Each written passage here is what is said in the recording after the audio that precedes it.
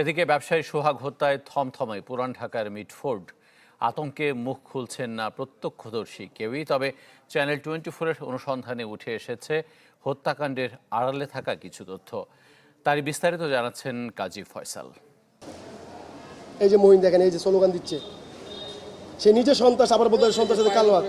পুরান ঢাকার অ্যাম্বুলেন্স ব্যবসায়ী শাওন খান চ্যানেল 24-কে জানাচ্ছিলেন কিছুদিন আগের কথা। চাঁদা দিতে পারলে তারা তাদের হাত থেকে আমরা বাঁচতে পারতাম। চাঁদা না করে না ভাই, পার্বত্য একটা নিরীহ মানুষ ভাই, যা লাঞ্ছনার শিকার হয়েছে এটার ভাষা একমাত্র আমার আল্লাহ শুনছে ভাই, আল্লাহ ছাড়া আমার কেউ ছিল না এতদিন ভাই। মোবাইলে ধারণ করা ভিডিওতে দেখা যায় শাওনের বাসায় এসে তাকে মারধর করে সোহাগ হত্যায় বহিষ্কৃত যুবদল নেতা মাহমুদুল হাসান মাহিন ও তার সাঙ্গপাঙ্গরা। ভিডিওতে একে একে শনাক্ত করে দেখান সোহাগ হত্যায় জড়িতদের। কিভাবে আমি যে স্থানটিতে দাঁড়িয়ে আছি, আমার পেছনেই মিটফোর্ড হাসপাতালের 3 নম্বর গেট, যে গেটের ভেতরেই নৃশংসভাবে হত্যা করা হয় সোহাগকে।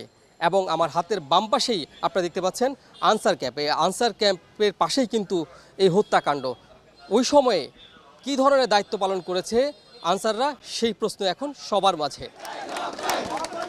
আনসার এসে দাঁড়িয়ে দেখছে, দেখে তারা কিছু করে নাই, এখানে কোনো ভূমিকা রাখে নাই। ব্যবসায়ী হত্যার পর আতঙ্কিত ওই এলাকার বাসিন্দারা, মুখ খুলছেন না কেউই। আমরা তো এখানে কেউ তার উপস্থিত থাকে না। এমন পরিস্থিতিতে চ্যানেল 24-এর হাতে এসেছে 12 জানুয়ারির একটি ভিডিও। এতে দেখা যায় নলগোলা স্কুল সংলগ্ন একটি ভাঙাড়ির দোকানে ঢুকে মালিক ফরিদ হোসেনের উপর হামলা চালান হত্যার শিকার সোহাগ। দোকান কর্মচারীরা জানান মাহিন ও সোহাগ একসঙ্গেই চলাফেরা করত। এটা তো যে সোহাগ চিচ্চার বাড়ি দিয়েছে, ওখানে যে মইন, তাদের একসাথেই দেখতাম। তাদের তো যেমন একটা ব্যবসা, যেমন সিন্ডিকেটের ব্যবসা এই এলাকায়। এদিকে সোহাগ হত্যার প্রতিবাদে বিক্ষোভ করেছেন সলিমুল্লাহ মেডিকেল কলেজের শিক্ষার্থীরা। এই ঘটনায় তদন্ত কমিটি গঠন করেছে হাসপাতালটির কর্তৃপক্ষ।